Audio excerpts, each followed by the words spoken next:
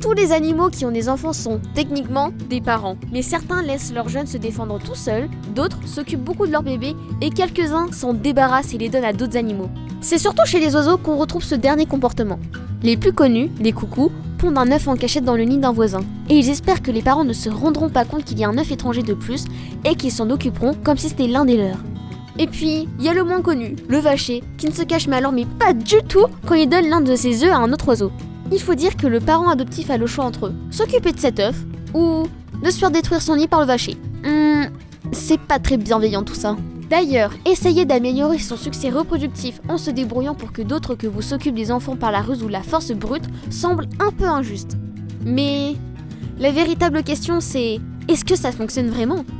Les oiseaux les plus traditionnels, comme les fauvettes par exemple, passent beaucoup de temps et d'énergie pour trouver les matériaux de construction d'un nid douillet et chaleureux, pour pondre leurs œufs, les couver, les défendre contre les prédateurs, et en plus, après l'éclosion, pour nourrir ces minuscules estomacs à plumes. En comparaison, les coucous, les oiseaux qui se cachent pour pondre dans les autres nids, souvenez-vous, semblent juste être des parasites feignants. Mais être un parasite, vous savez, c'est pas gratuit. Déjà, il faut qu'ils passent du temps, et donc de l'énergie, pour trouver des nids où déposer leurs œufs.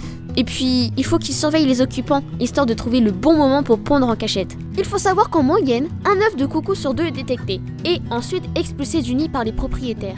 Les coucous doivent donc trouver plus de nids et pondre plus d'œufs pour espérer en avoir au moins un qui survit. Il se passe à peu près la même chose pour les vachers. Vous savez, ceux qui menacent de détruire le nid des autres si on ne s'occupe pas de leurs œufs. Au début, c'est vrai que ça semble plus simple. Ils pondent leurs œufs n'importe où, pas besoin de choisir leur victime. Mais après, ça se complique un peu. Il faut surveiller les parents désignés volontaires.